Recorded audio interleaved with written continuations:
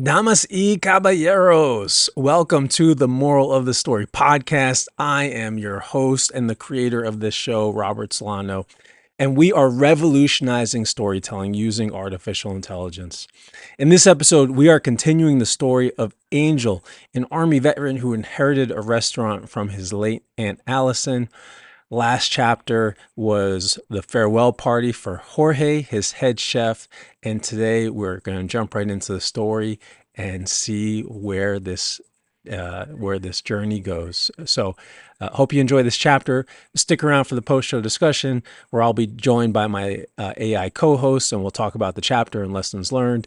And of course, everything you're about to listen to is an original story developed by me, but it was narrated by artificial intelligence, and AI also helped write the script that you're going to hear.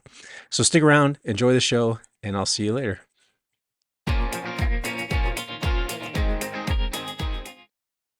Second Service, Chapter 9. The throbbing in my skull pounds with the clang of the front door. I sit up with a groan, my neck stiff and my mouth tasting like something died in it. The leather of the banquette bench squeaks beneath me as I squint against the morning light filtering through the windows, trying to get my bearings. It takes me a moment to register the figure moving through the dining room, a silhouette backlit by the sun. I recognize the lanky frame and easy gait of Colton. Morning, boss. Rough night? You could say that. Jorge can drink. I can see that. How late did you guys stay after I left? I don't know, 2 a.m. maybe? Jorge wanted a proper send-off. He's gonna be missed around here, that's for sure. But, hey, at least you gave him a night to remember, right? That was the plan, though I'm starting to think I should have gone a little easier on the sangria. Rookie mistake, boss. You should know better than to try and keep up with Jorge when he's in party mode. I open my mouth to retort, but the words die on my tongue as a fresh wave of nausea crashes over me. You okay there, Angel? You look like you're going to Ralph. God, why can't I hold it together? I'm the boss now. I can't be falling apart like this. You don't look so hot. Why don't you go sit down in the back for a little while? Catch your breath. Maybe close your eyes for a bit. Brunch is usually slow anyway, and we can handle things out here. Thanks, Colton. I owe you one. Oh, and boss. Aunt Allison kept some Motrin in the top right drawer of the desk.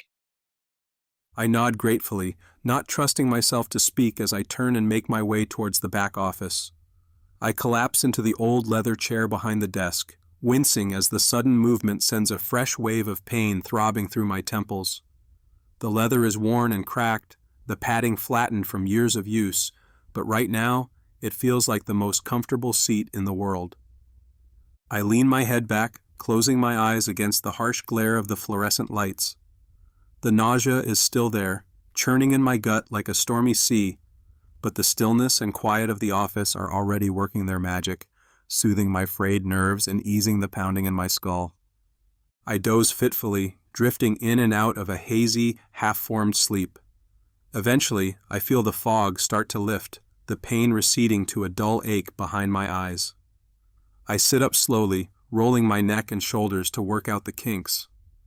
With a groan of effort, I sit up and turn on the laptop, navigating to the financial spreadsheets and bank account statements. The numbers stare back at me, stark and unforgiving in their black and white certainty.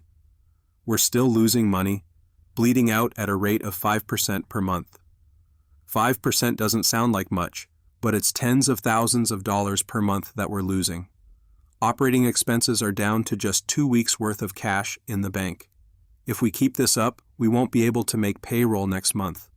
The departure of our head chef will help, reducing our labor costs significantly, but I'm not sure it will be enough. We need more revenue, more sales. But how? We're already down from where we were this time last year, and I can't seem to figure out why. What is it that's dragging us down? Holding us back from the success I know we're capable of. I stare at the numbers until they start to blur and swim before my eyes, a wave of hopelessness and frustration crashing over me.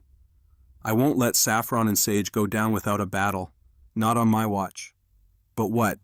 What am I not seeing, not understanding? What secret? What insight am I lacking that could make all the difference? I need help, I realize.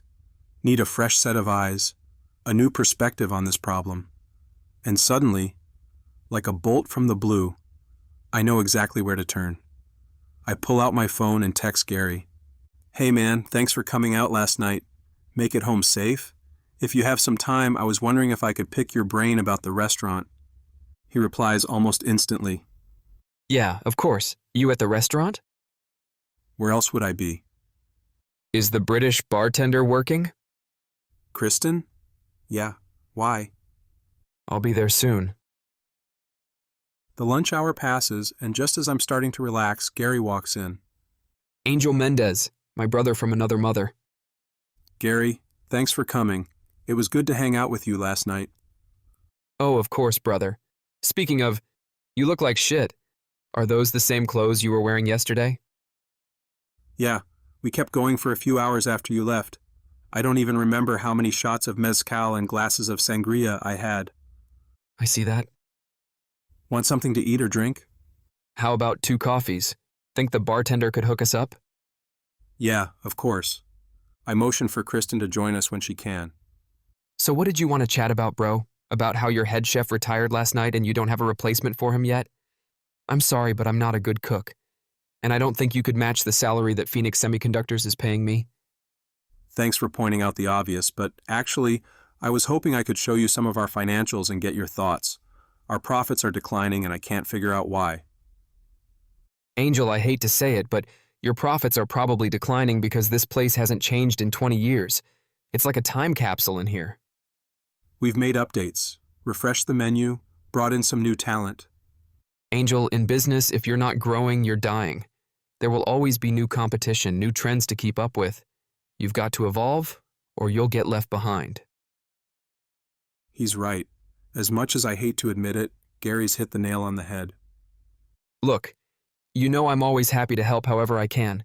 And honestly, the fundamentals of business are the same whether you're delivering silicon chips or ceviche.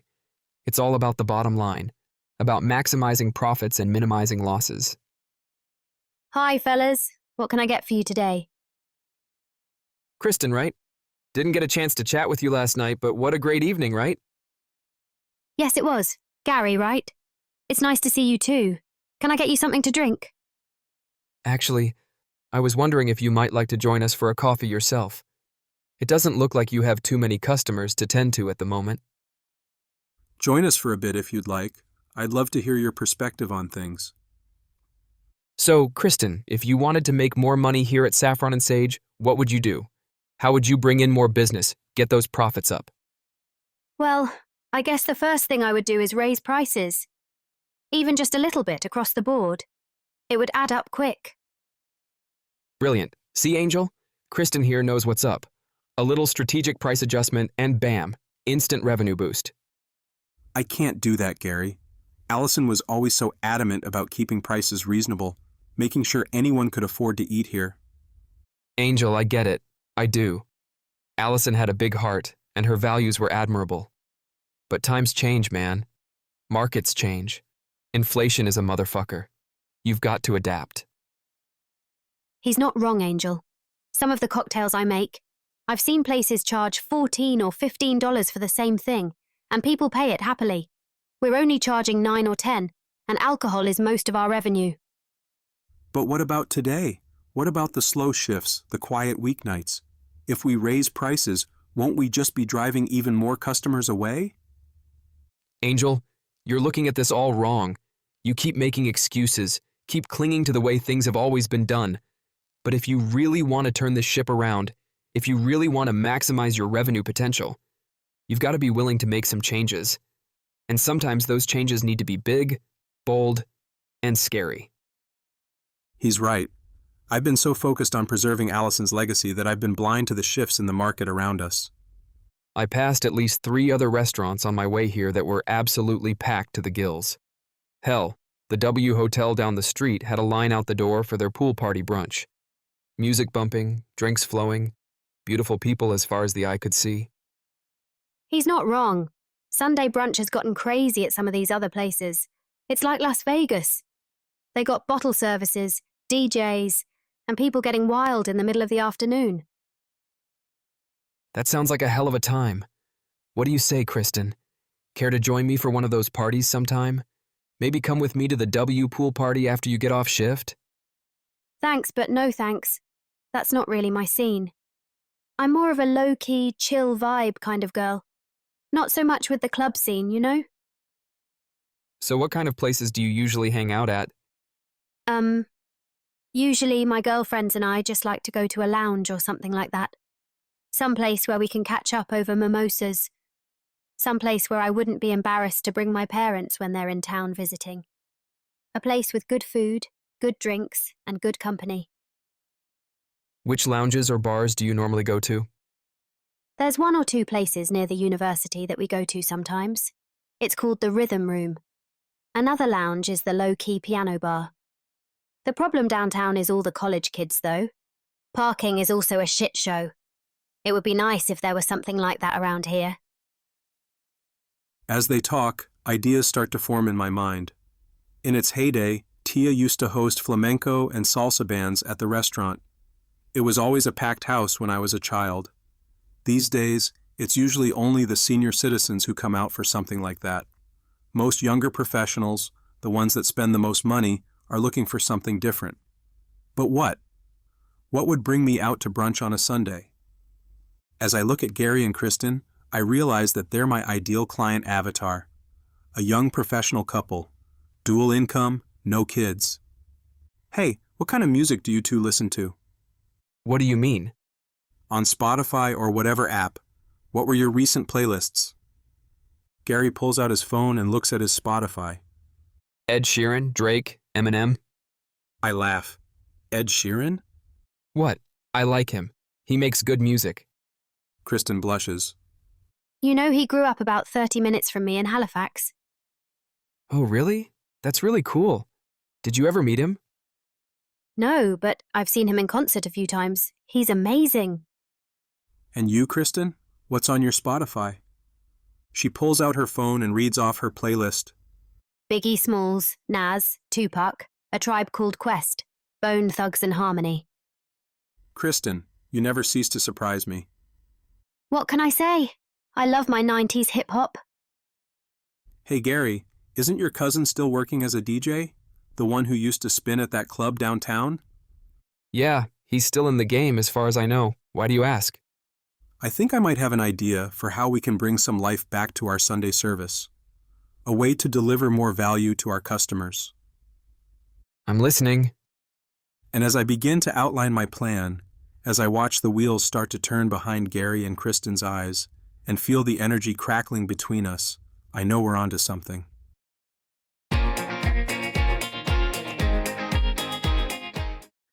I hope you enjoyed that chapter of Second Service. This is the post-show discussion where I chat with my AI co-host about what you just heard. Of course, you don't have to stick around. You could just jump to the next episode if it's available. But if you want to learn about kind of what inspired me and some of my thoughts behind the show, stick around and listen in. So with that, I'm going to introduce my AI co-host, Lexi. Lexi, how's it going today? How'd you like that chapter that we just heard? Hey Robert, I'm doing great. I really enjoyed this chapter. It was quite a ride, from the hangover to the stress of running the restaurant without Jorge. Angel's resilience really shone through. What inspired you to delve into Angel's struggles with both personal hangovers and professional hurdles in this chapter?